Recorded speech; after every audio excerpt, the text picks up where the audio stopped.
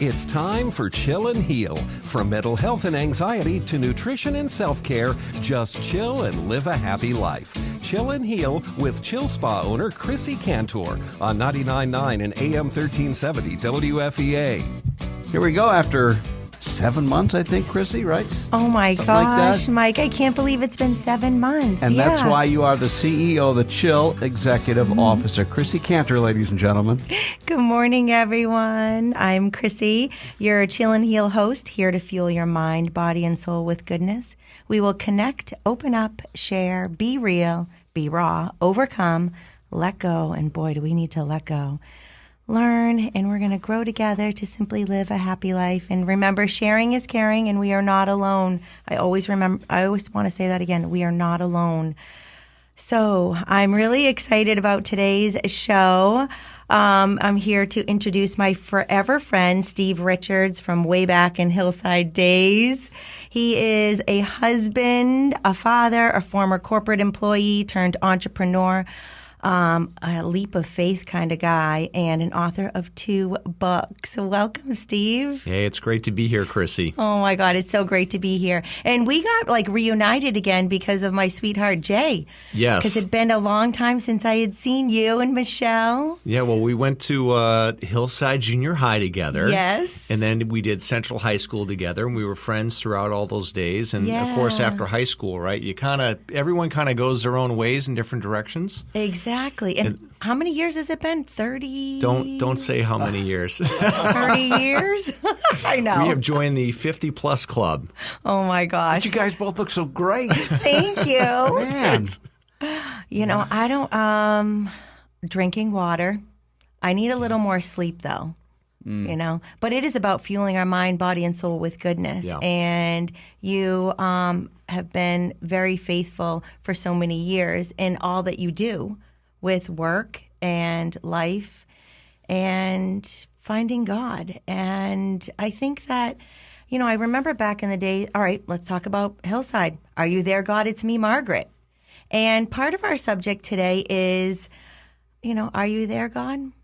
And how can I hear you? Yeah. And I want to talk about faith, freedom, the courage, who we all are. Yeah. And we are children of God, Yeah. right? Yeah, absolutely. And, you know, I'm a truth seeker.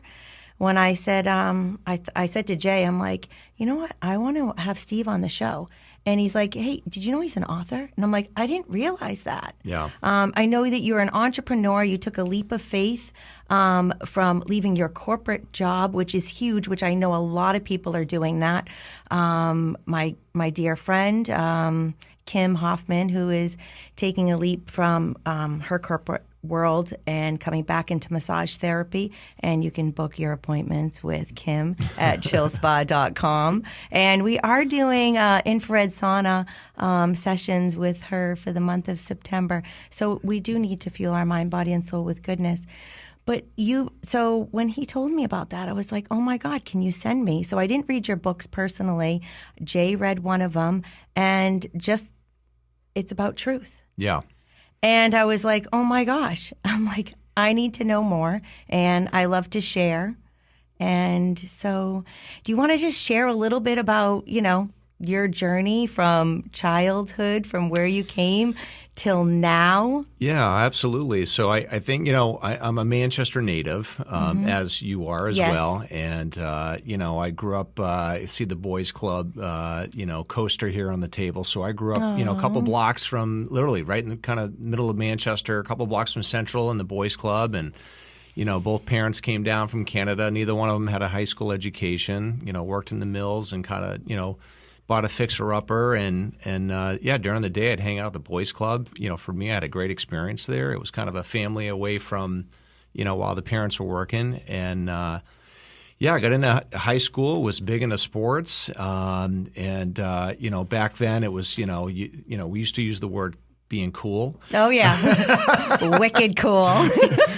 Wicked cool. That guy's wicked cool. Wicked cool. Yeah, exactly. Everybody wanted to be wicked cool. Well, you were wicked cool. I think you were wicked cool, Chrissy. Thanks. And so, yeah, I think back in those days, it was about, trying to be popular and trying to do the sports thing and, and all that. And, certainly we did plenty of our share of partying back in those days. And for me, after that, I went to Bentley, now University down in Waltham, and went in. I actually played college hockey there and, got a finance degree. And it was actually, a lot of people don't know this, even in my kind of high school friend circle, right, is, so I, everyone would say, geez, you got so much going for you, Steve. And I did, and I'm grateful for that. But after the end of my freshman year, I started a fraternity, played college hockey, dated, plenty of girls. And so I came back to Manchester, and I was empty, Chrissy.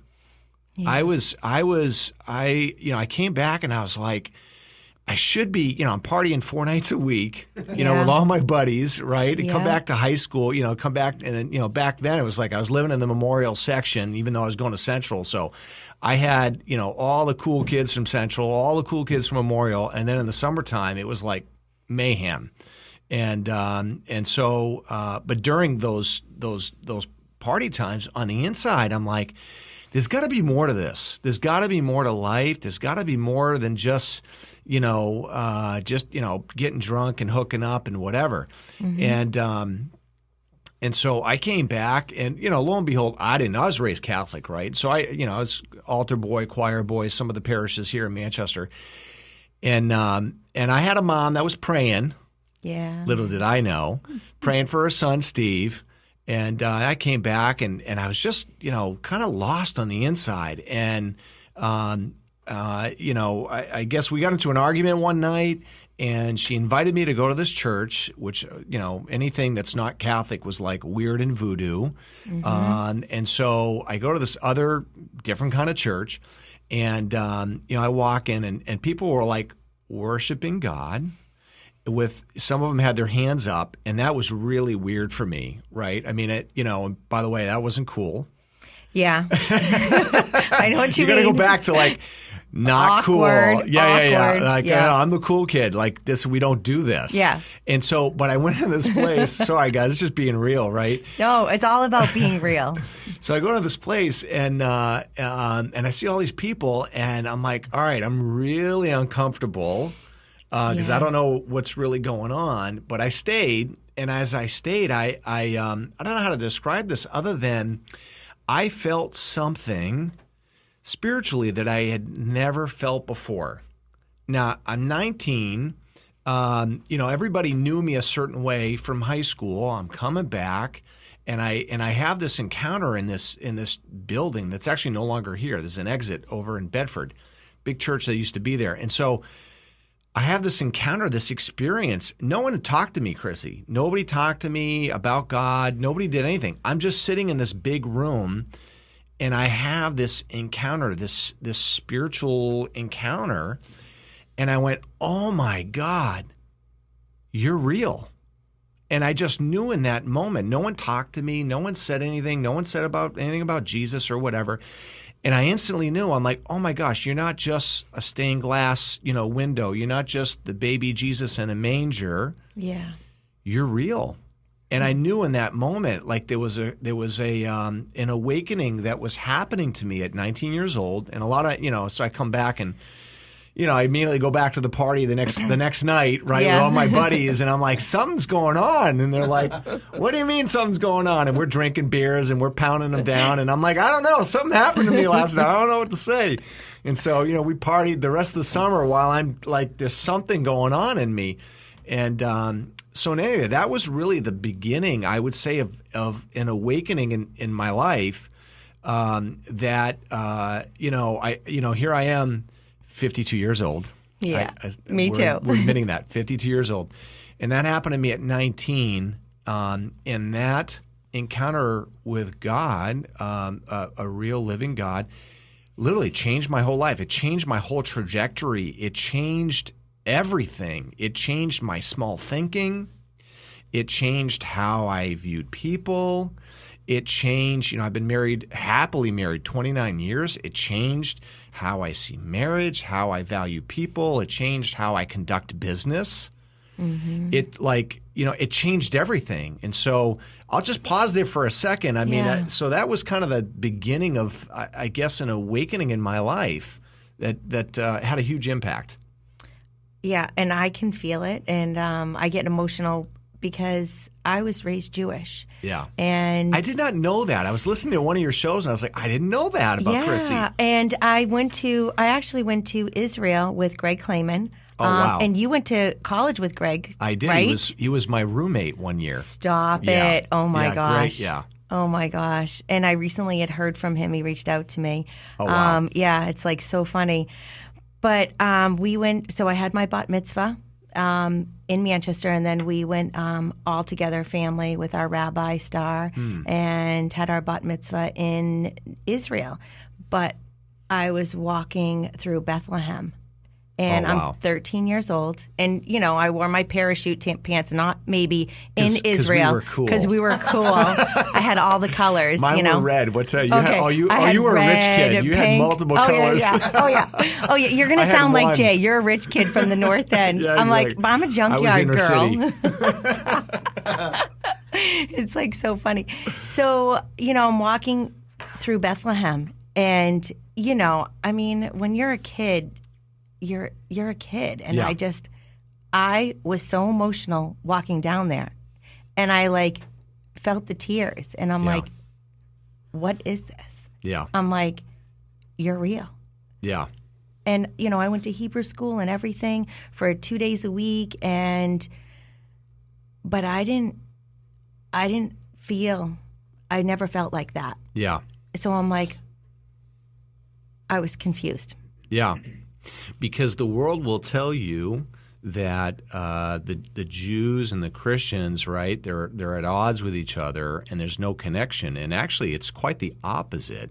A lot of people don't know this or make the connection, right, that Jesus is Jewish. Yeah. And all the scriptures of the Old Testament or the Torah, right, the things that you studied as a kid, right, all those promises of the coming Messiah, Isaiah 61, chapter 61, Isaiah chapter 53, all throughout the Old Testament was the promise of the coming Messiah, which Jesus fulfilled all those.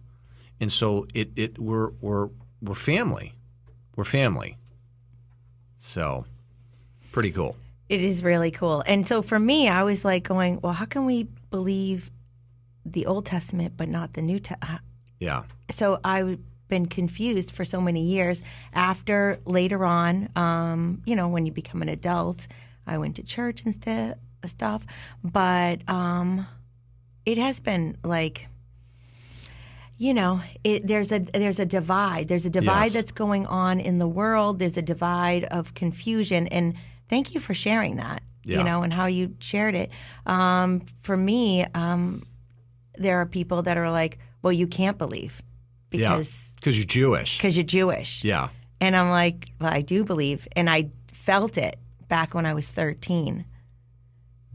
But I didn't know it. Didn't you know what I mean? Yeah. I knew there was something. You had a connection in your heart, but you didn't know what it was. I didn't know what it was. Yeah.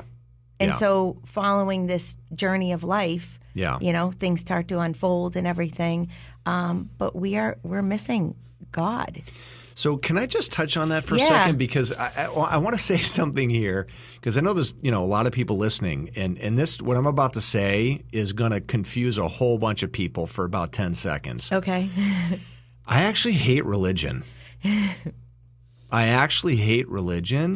Because religion is a set of rules that you're supposed to follow, and do's and don'ts, what you're supposed to do, what you're not supposed to do. You're Jewish, Chrissy. You're not supposed to do that. Well, fill in the blank with whatever other religion, right? And I think there's an element of, just man-made control. Yes. And I don't think Jesus is into religion. And I'm going to tell you why. Because in the scriptures, the only people that he was rude to and basically, to use, today's vernacular, kind of told off were the religious leaders.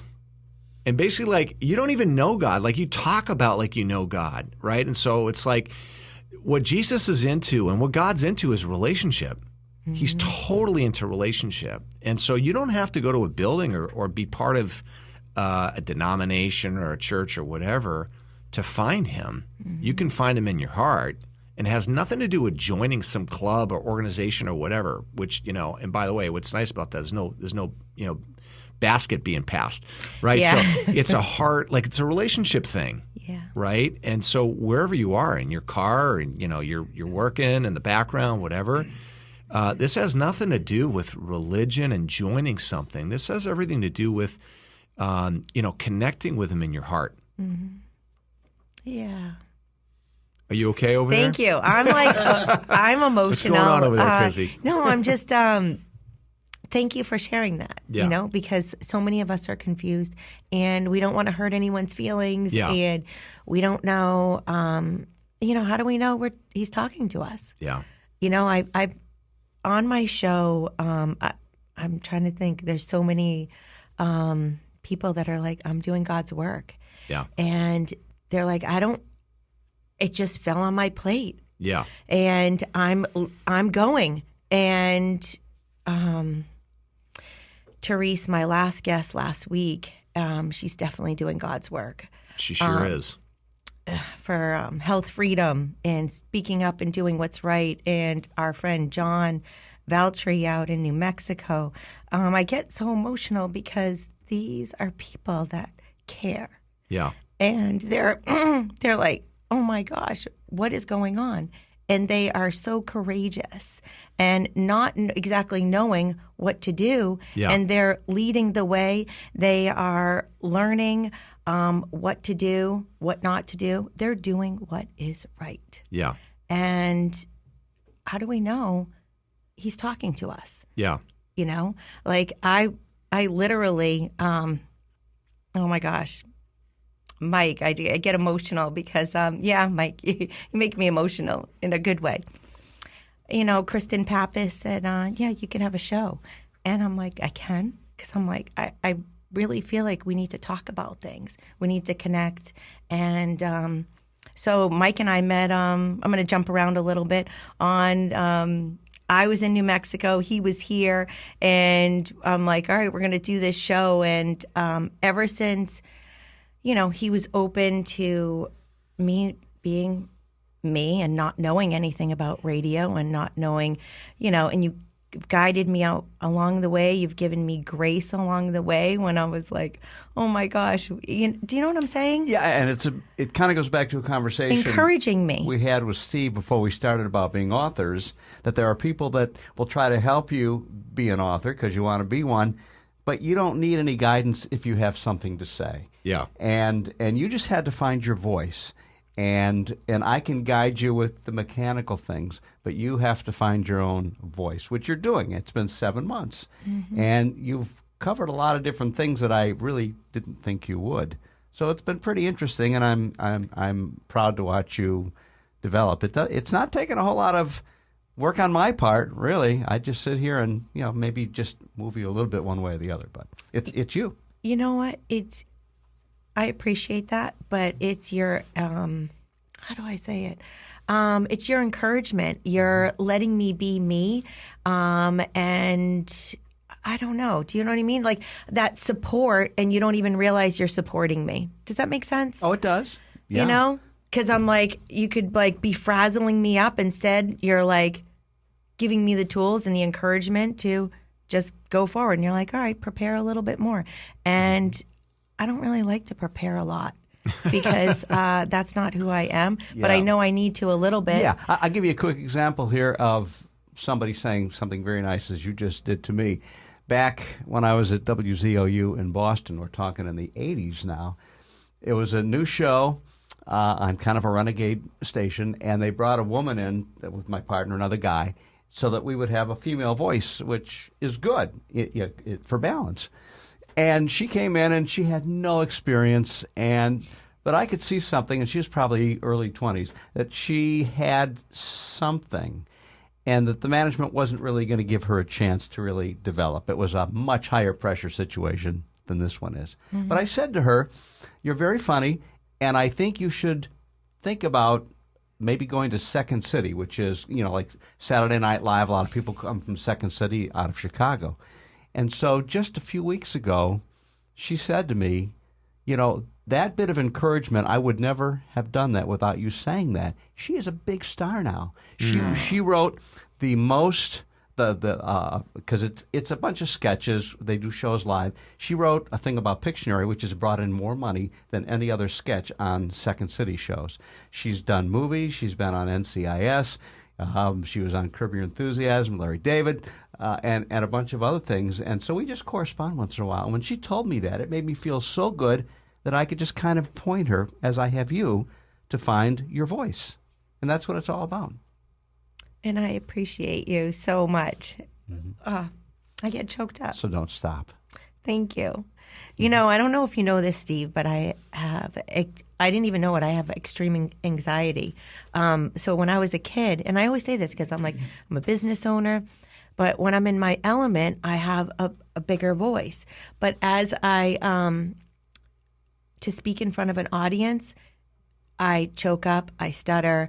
There's just, in classes back in the day, I was always praying, please don't pick me. I don't want to, don't you let weren't me the only kid saying that, by the way. And I was like, oh my God, please don't. So I've learned to, finding the tools, Right.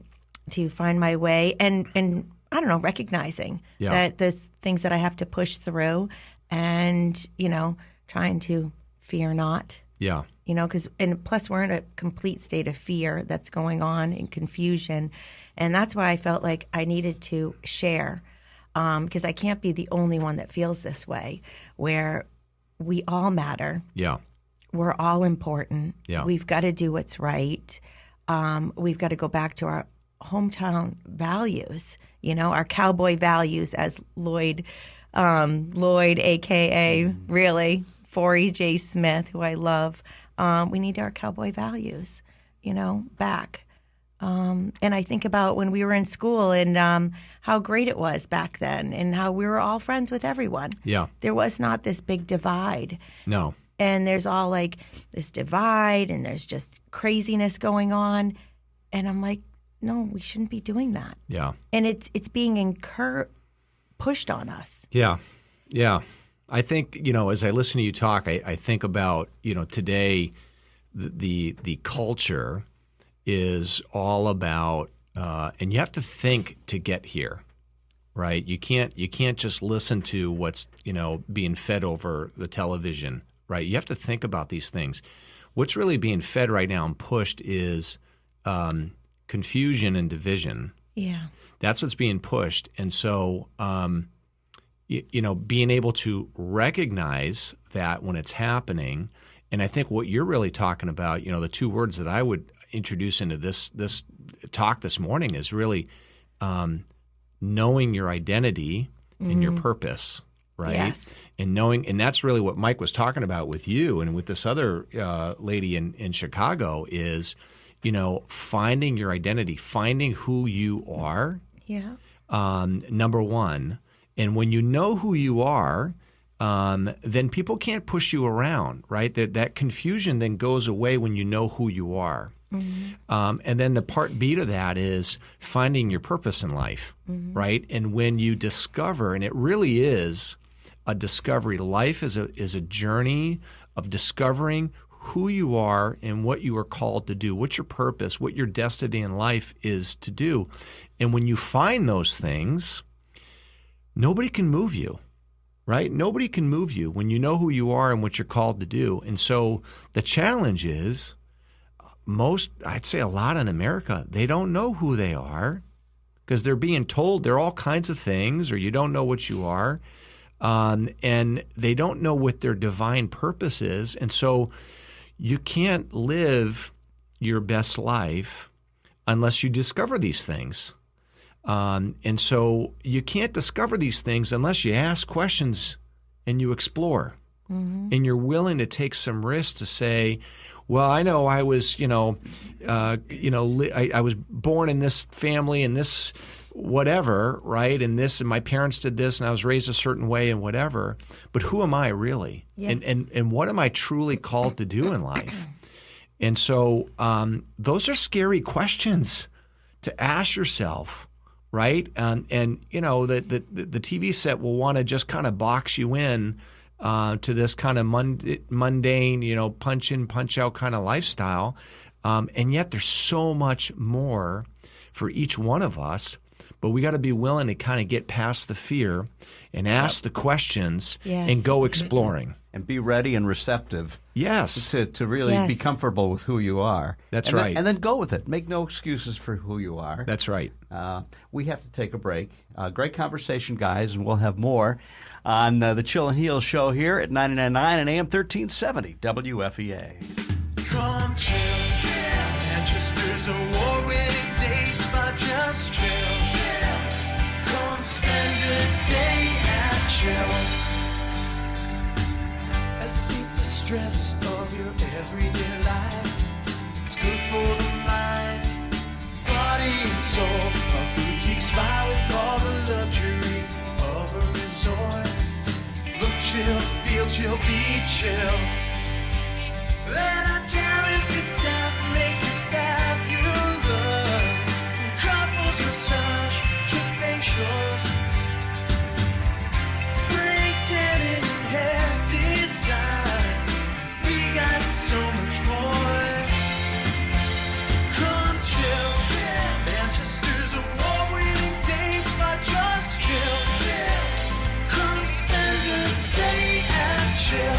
Online at chillspa.com. More than ever before, it's important to take care of your well-being and fuel your mind, body, and soul with goodness. Tune in Wednesdays at 9 a.m. for Chill and Heal with Chill Spa owner Chrissy Cantor, the Chill Girls, and special guests sharing experiences and expert advice on how to keep it simple. Just chill and live a happy life. They'll dive into a variety of topics, from mental health and anxiety to nutrition, self-care, and tips on how to look and feel good every day. Chill and Heal, Wednesdays at 9 a.m. on 99.9 and AM 1370 WFEA. We get busy with our day-to-day lives. Chill Spa wants to remind you to take time for you. Making clients look and feel their best is their mission. Chill Spa is here to treat your body, calm your mind, and soothe your soul. Chill specializes in luxurious facials, face and body skin tightening, and cellulite solutions, skin and body contouring, makeup, hair, and nail care, spray tanning, and more. Book your chill time today. 1224 Hanover Street in Manchester. Online at chillspa.com. Chillspa.com.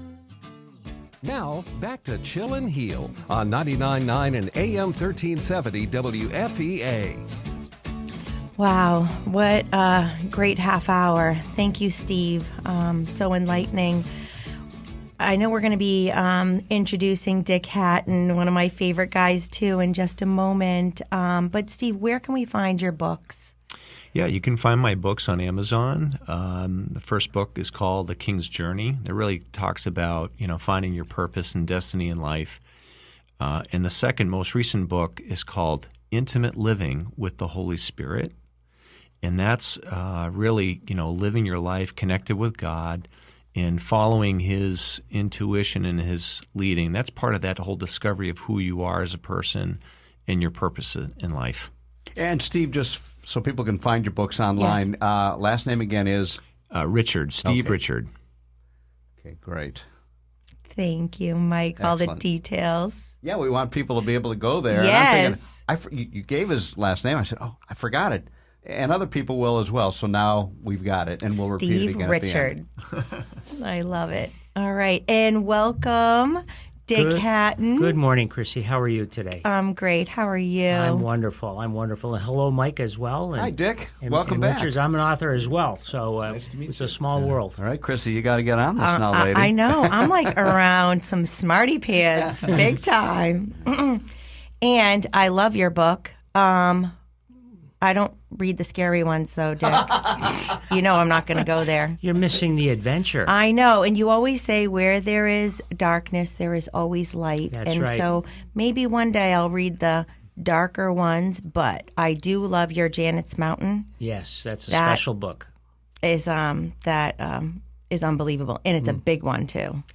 Well, it's a good read. It's so it's good. fast. It's what's nice is Easy. it's filled with New Hampshire local texture, so people can relate to where events are taking place in New Hampshire. But it's the spiritual message that's important. It is, and I love it. And where can we find your books?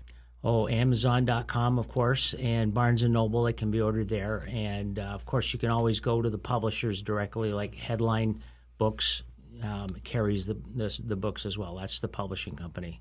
I love it. Last name spelled H-A-T-I-N, Dick Hatton. That's Yes. correct, H-A-T-I-N, and I'm famous and infamous at times, so I have to be careful. By the way, did a great book on the history of the Palace Theater. Thank you. For those that because it celebrated its 100th birthday in 2015, was it?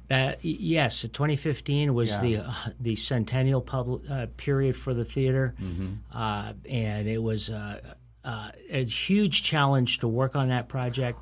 You had It's nothing not to work not with. in my wheelhouse. It was very difficult. You'd never know it looking at it, though. And what I focused on for the theater's benefit was the historical periods of the theater. There were several distinct periods in which the theater started off as an opera house, concert hall, and it evolved over time.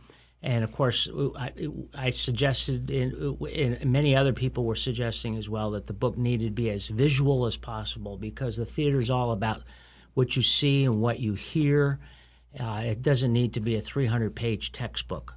No, and that's why but- you need to go to Right. the Palace Theater and see it as well. Exactly. And the historical aspects, we were able to find some incredibly interesting photography and copies of marquees and posters that kind of are salted into the text, so it gives you a visualization of the things that the narrative of the older history of the theater was telling, and it was fun to do, and I did answer the one big question that they asked, which was, did Harry Houdini ever perform at the Palace Theater? And the answer was no. But we did discover in our research that his brother, who was also an escape artist and magician, performed at the Palace Theater several times.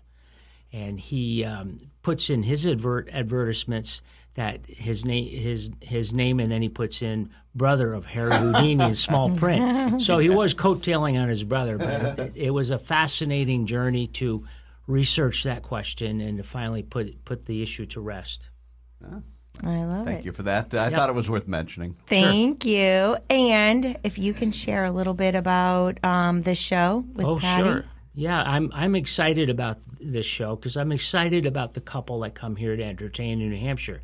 Patty and Jose Davila are entertainers who have traveled the world. They have been seen and performed in many places around the world. They performed at casinos. They performed in some of the grandest theaters in America. They performed on some of the most exquisite cruise ships. And what's really nice about this couple is they're genuine, authentic people. They love each other. They are people of deep faith. They are very patriotic in their perspective of being in this country. And it's kind of an interesting relationship. She was originally from Argentina. He's originally from Quebec, even though he has a Hispanic name. And what's interesting is they bring all of that culture into their relationship and then, of course, into their performance. And their they performance are really is sweet people. Unbelievable. Absolutely. And you have to go see Absolutely. these shows. And the two shows are yes. At the Palace Theater on October 13th, which is a Thursday evening. And there will be a second show. This will take place at the Lebanon Opera House on October 16th on a Sunday afternoon. And both shows are there for the purposes of doing two things. One is to help raise awareness about prostate cancer and our advocacy for testing, diagnostics, and treatment. And it also is to help us raise money for cancer research. Now, the money that gets raised from the net ticket proceeds goes into a cancer research fund established in the memory of Jeff Cantor, your father, and it's a fund that we created that we have put in the hands of the Norris Cotton Cancer Center, and they are one of the preeminent prostate cancer research institutions in the country, if not in the world, and they are a great bunch of people. And if anybody knows anything about research, it takes money to produce results. So we're doing what we can raise money, raise awareness, and hopefully push the effort down the road to find a cure and to find a way to make a huge difference and save lives. Yes. So and we need people to come to the shows to do that. Yes. So get your tickets at palacetheater.org. Palacetheater.org, and that's PALACETHEATRE, because they spell it the old English way. And there's one in Cleveland that spells it the other way. That's right. So you don't want to buy tickets for Cleveland. They're not going there. Mm-hmm. And, of course, LebanonOperaHouse.org as well. And they're great theaters. What I'm excited about it is New Hampshire is blessed with some amazing historic theaters, and they're just works of art in and of themselves. They have their own special history, and if you're not familiar with those theaters and you get to go there for the very first time, people are absolutely blown away by it. And I hear that all the time at the Palace. I've heard similar stories about the other venues around the state of New Hampshire. New Hampshire is truly blessed with some amazing places. Well, thank you for blessing us with your presence and Thank you. sharing this wealth of knowledge. And we will get those tickets. We will see you. And I will chat with you right after the show. Absolutely. Because we have more to talk about, because we have the Giddy Up on the 29th Yep. at the Stark Brewing Company. Another great event. I love it. Giddy Up for Prostate Cancer. That's going to be about music and festivities and raising awareness. And there is not one solution. There are many solutions. Correct. So ask your doctor, get your PSA test. What else? I think about what's going on in the world with, there's only one solution. There's not one solution. No, you go for a second opinion. You go for a third opinion.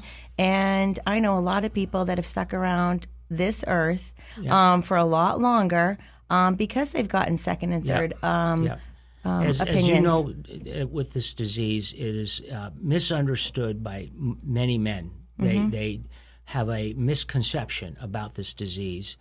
And, of course, you throw into that our maleness approach to a disease that has a sensitive topic for men. There's a stubbornness about it, and men tend to be stoic. They don't like to go to the doctors. They don't like to get treatment. They think they have wrong information, so they assume it's a young man's disease. There's so many things that need to be clarified for men, and what I see as the most important part of this message is get started, do something. Yes. If their loved ones had a serious disease or a threat of a disease in their family, they would be busting doors down to make things happen, to fix it. But when it comes to their own personal challenge, it's laid back, don't want to know, don't tell me, I can handle it, I'm a man. Couldn't be further from the truth. And it's so sad because there is, as you say, treatments and possible cures for some people. And while that's available, why not take advantage of it for not only the individual, but for their family? Because we're all affected when somebody gets sick in the family. We are. So take the reins of your life. And if you can't do it for yourself, do it for your family. That's right. And an old sports cliche, don't drop the ball. Yes, don't drop the ball. All right. Well, thank you, Dick, for joining us, and I will talk to you shortly. Yeah, I'll just hang out and Perfect. continue with your show. Yeah, I love it. Steve, there's oh my gosh, what a great conversation. So much confusion, so much division, and I'm done with it. And we need some answers on how to bring people together, and what can we do? And how do we know when God's talking to us? Yeah, well, first of all, the answer is always love, right? Love's always the answer. Yes. Right? So, and love, God is love, right? Yes. And so as we love each other, we love other people, regardless of what they look like. That might be God calling you. I'll take that call. Yeah, the coincidence of that is a little crazy, right, Mike? That's so funny. Like God is calling you. I love it. I hope it's not a wrong number. That's Answer pretty funny. the call. He was calling Dick, so I guess the rest of us are off the hook. We better do what's right. That's right. Yeah, get your prostate exam. That's what he's calling to say. You That's know? it. Right. Did you set your appointment yet? Yes, exactly. I'm sorry, I didn't mean to kind of No, it's all lighten good. the moment there because it's Well, we need pretty serious. I just we want to need say humor too. we do need humor, and as you were getting to love, the one word that always comes back to me about how can we be less divided, kindness. Yes. Kindness. So many of today's leaders are not kind, I and agree. it makes me not want to be involved with them. I Yeah. agree. Yeah. Yeah. I totally agree. Oh man! All right. Well, I think about, when you ask the question about how do you find truth, I was so I'm a real estate investor, and so I frequent Starbucks across the state of New Hampshire With your laptop. with my laptop, and yeah, exactly, a tall blonde and a grande cup with cream. That's what I order. So. In any event, I was sitting in a Seabrook Starbucks a couple of days ago, and it was I looked outside, and it was this one of these traveling vans, and it had follow us at it had a couple of social media links there. And so I was there working, and I'm looking around like, I wonder whose van this is, because I'm shy and I don't ever talk to people. And so I'm like, do my stuff. And before I leave, I went up to this younger couple. I thought they must have been early 20s, and they were 19, 20 years old. And I said, hey, is that your van outside? And they were like, yeah, And they were on their laptops, and they were super nice. And so I engaged in this conversation. I'm like, oh, what are you guys doing? Like, yeah, tell me your story, right? Because I love asking questions. Yeah. You get to know people when you ask questions. If you're just talking, oh my God, please. And so I engaged them in conversation. And they start telling me their journey, like they're going through the continent. Literally, they're exploring the continent, and they've got friends and family following them online. And because of COVID and technology, they're able to work remotely. So these two are actually working. They're sitting in a Starbucks, and they're working for 6-8 hours a day, and then they're going to their next place. And so, as they're going through this journey, I just looked at them, knowing that I found God at 19. And so what I said to them, I said, well, as you're going through your journey, maybe you're going to have a spiritual journey too. Maybe this could be a spiritual journey as well for you. And they kind of looked at me like, because it's like journeying is cool, right? That's probably not. That's not the word that they would use. That's what a 50-something-year-old. I don't know. It's hip. I don't know. Whatever. And so I said, it's hip. Yeah, exactly. And so I said, as part of your journey, why don't you ask Jesus if he's real? Yeah. Because if he is, he'll show himself to you. And if he's not, nothing will happen. No big deal. And they were like, oh, that actually makes sense. And so in a very loving way, right, we had this really neat, 10-minute conversation, and I'm talking to them about their life and whatever, and a little bit about their background. But I was able to interject this thought, kind of like you did, Mike, in a different way, right, with a career kind of direction, right, and plant the seed of, while you're exploring and taking a journey across the continent, while you're doing that, why don't you ask Jesus if he's real? And because I know for me, nobody talked to me. I went someplace and I had an encounter with him. And so I know that if I can simply get somebody to be open and ask Jesus the question to reveal themselves, that he actually will. And then they can, you can't tell, like, you have to have your own encounter. What somebody else says, it only goes so far until you experience God for yourself. And then what is truth. He is truth. Mm-hmm. And so all of a sudden, these identity things, finding that, you're part of the family of God, right? And that your life matters, and that he created you exactly the way that you are, and that he created you with a plan and a purpose and a destiny. And the cool thing about, here's that cool word, that cool thing about it is you get to explore and ask God, what is your destiny? And what have you called? What's my purpose in life? and then he'll begin to reveal it and unfold it to you. And that's where you're going to live your best life. That's where you're going to live a life of passion, of joy, of fullness, is when you're living life in union with him and in the thing that he's called you to do, which, by the way, you're the most gifted at and the most passionate about. And at the end of the day, don't we want to live happy lives? Isn't that what we really want? I mean, we want to be, Amen, we want to brother. be, we want to live happy lives. And so, that really begins with your identity and your purpose. And you can't have identity and purpose without connecting to God, because he's the giver of identity and purpose. And do you connect with God? I'm just throwing this out here. Yeah. Through other people, because we all have him in us. And not everybody seems to have that, even though they all do. You don't say. Yeah, that was pretty obvious, huh? And by the way, the other cool word they're using today is dope. Dope. Not exactly appropriate for this conversation, Yeah. but anyway, it just seems if I'm finding people I really connect with, I'm thinking, well, God must really be a part of their lives. Yeah. Because I'm finding some connection as opposed to an abstract discussion of who God or what God is. Yeah, great point. And yes, the answer is yes. God has spoken to me through other people many times. And so I live a life where, like, in my heart, I'm connected to him. I talk to him throughout the day. Like, he's not a religious thing that I do. He's in my life. Like, I'm living in life union with him, and so I'm listening for him talking to me through other people. And there are a lot of times somebody will say to me, and I go, "Oh, that right there, that's a God strategy." Right, because I'm in real estate investment, right? And so I look at all kinds of stuff, and every once in a while somebody will say something, and I go, "Oh, that's God talking right there. He's talking to me, and I should go do that." Just like you did, Mike, your encouragement with Chrissy and with this woman who's very successful in Chicago. Yeah, Ruth. Like, you didn't even know it, but God was using you, right, to direct them to live in their best life. And so I love that. I'm listening for God in my heart, but I'm also listening for God in other people.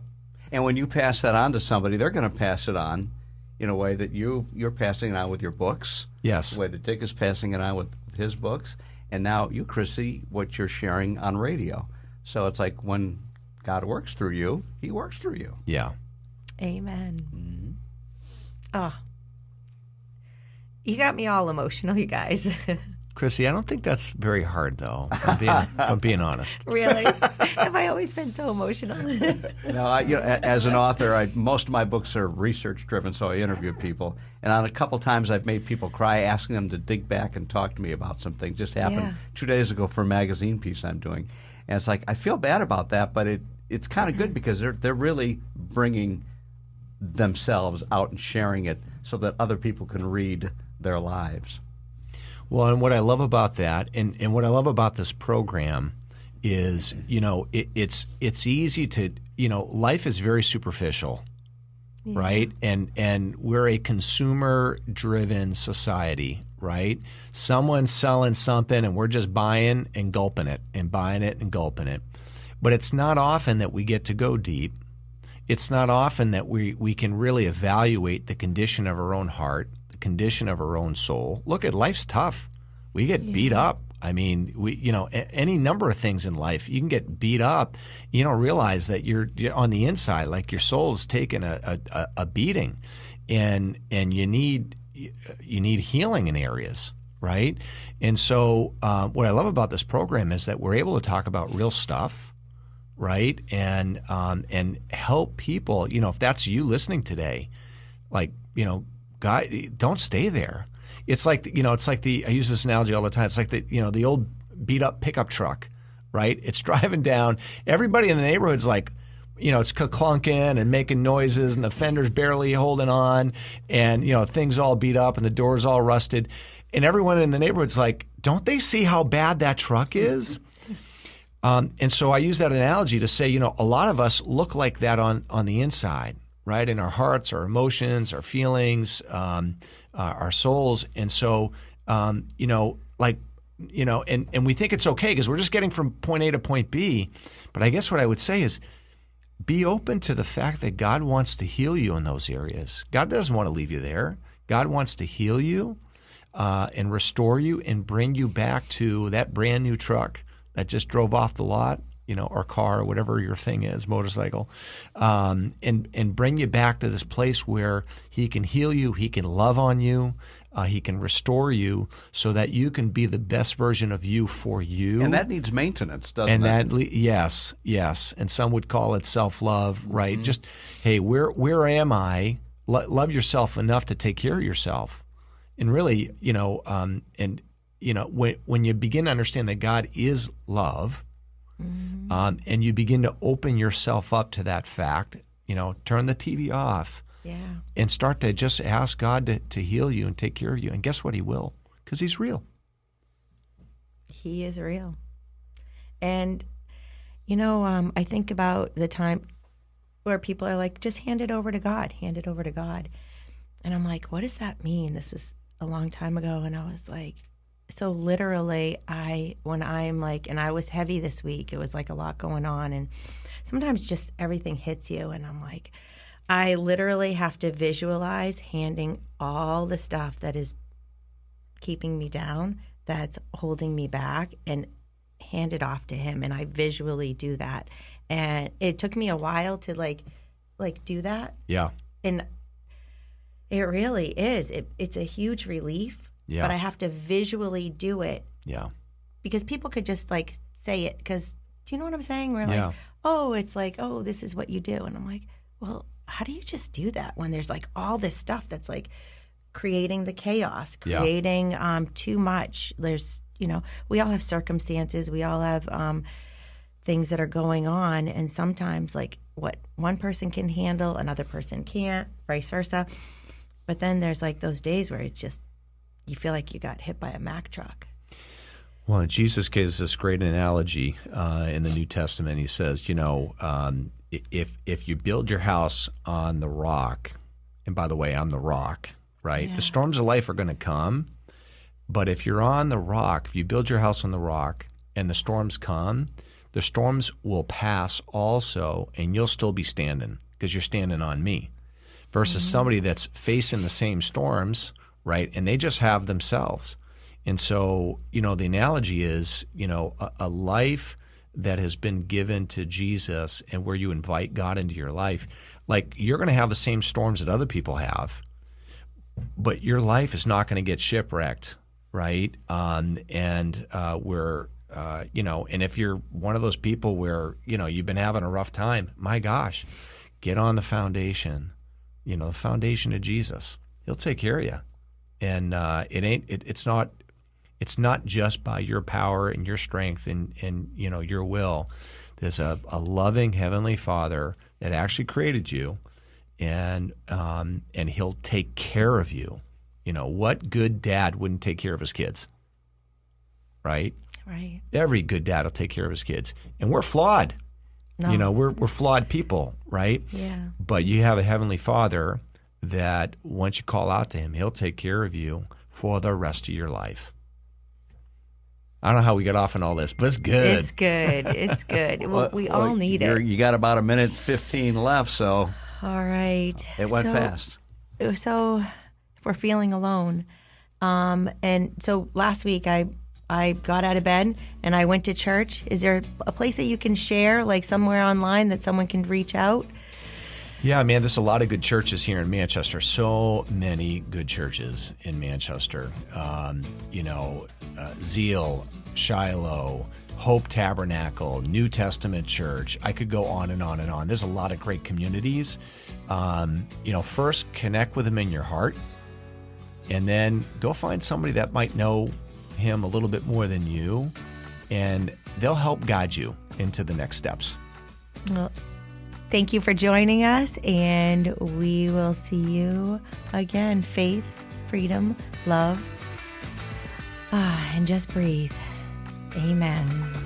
God bless America. Thank you, Steve and Thanks, Dick. Chrissy.